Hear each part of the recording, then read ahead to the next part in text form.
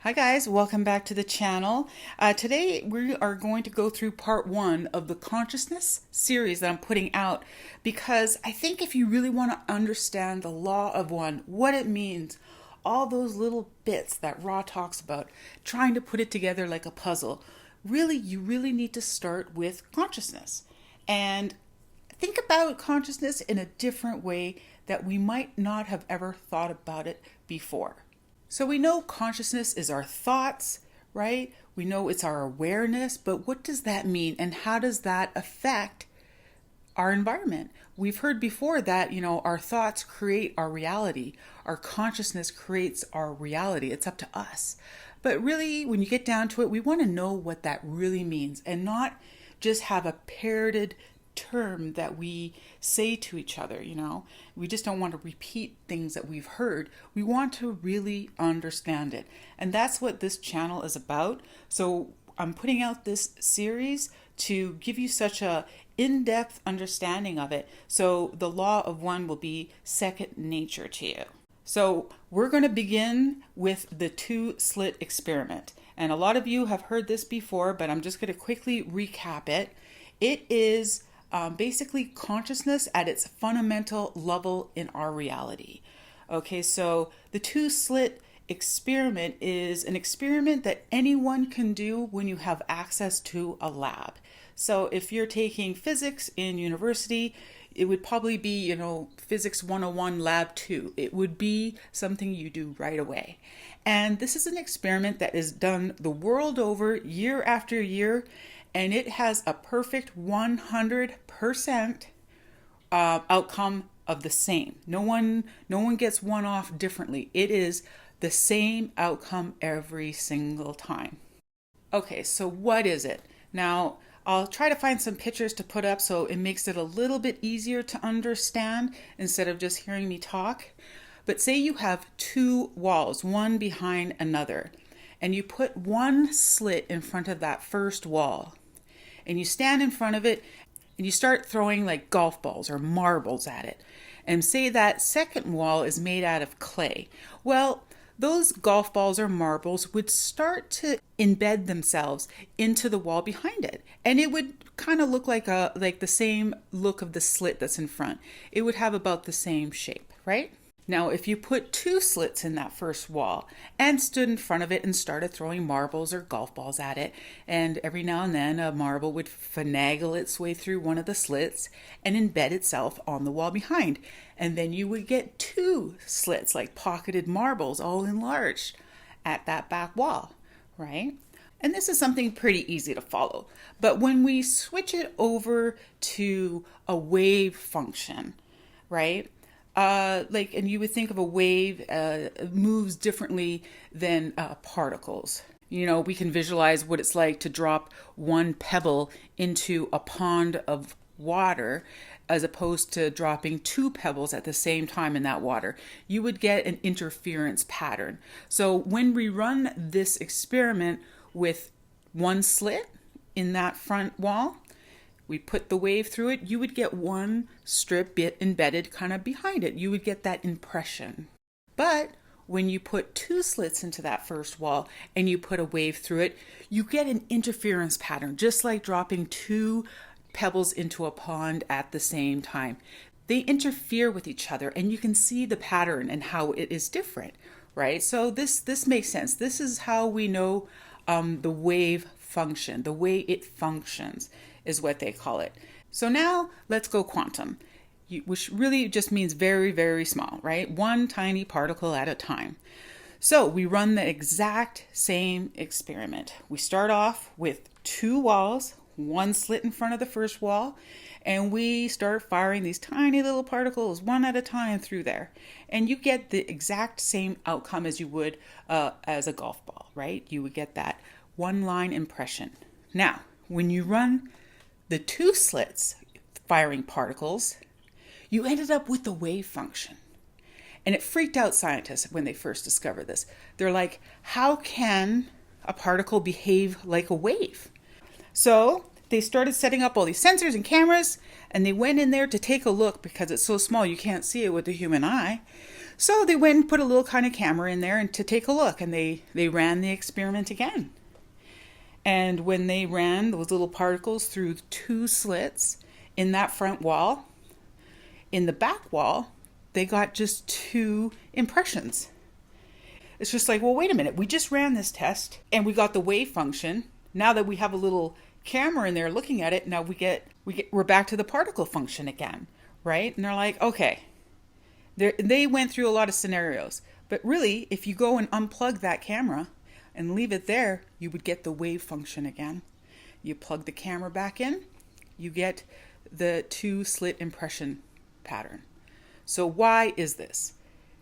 The experiment knows when someone is watching, and that is the two-slit experiment, and it's done the world over, and the same results every time.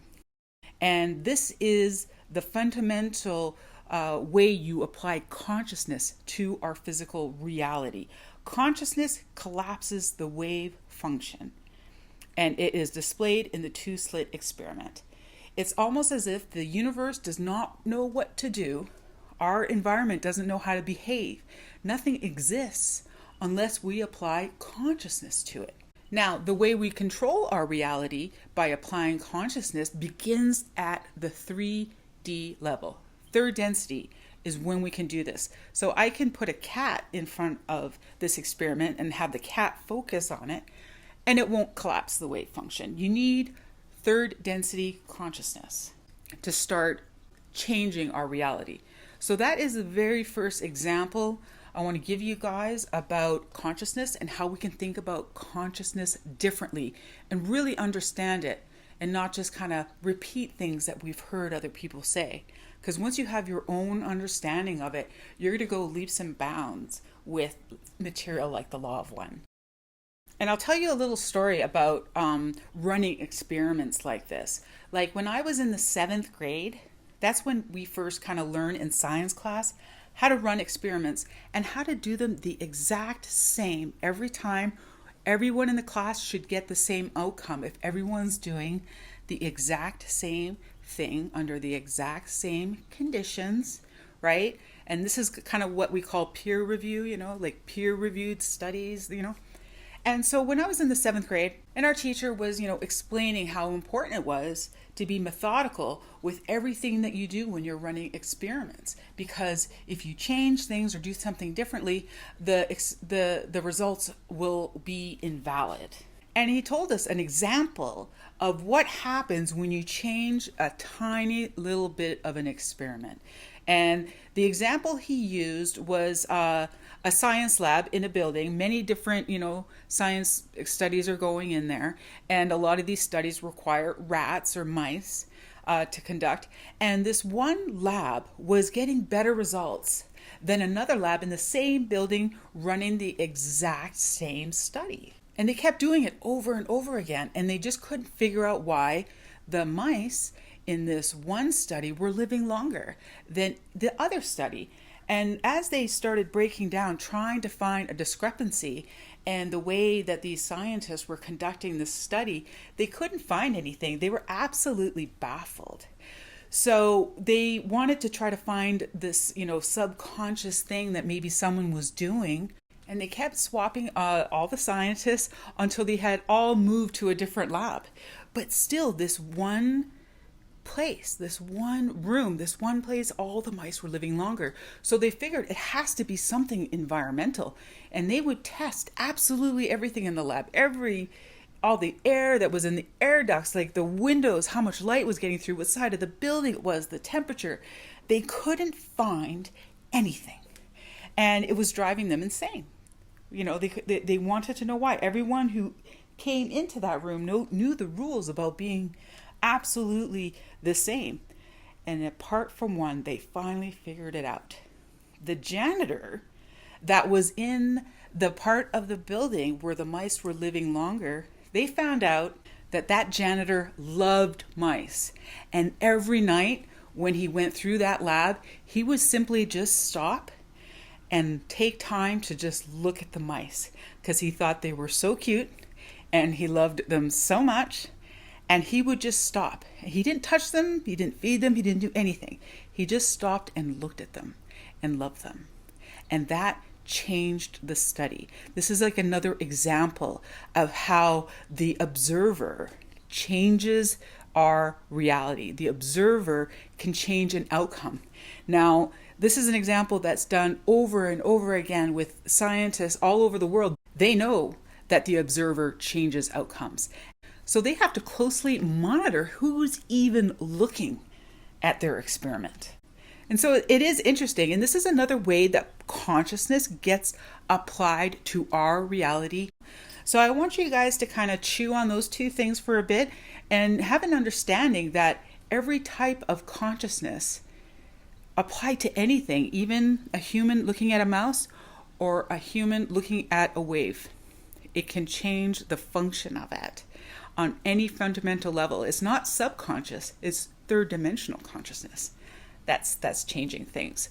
So I have quite a few more examples of things like this and by the end of this series, you guys are really going to understand the law of one and how consciousness gets applied to our reality, and not just be able to say phrases like that, but actually have the deepest of understanding. So I'm looking forward to bringing this to you. Once again, please leave me your questions. You guys have already emailed me quite a bit about very interesting questions. So, I've got answers for you, and I'm trying to free up time in my schedule to bring it all to you. But we're starting with this consciousness series, and the next video will be us continuing the law of one material. Thanks for listening, guys.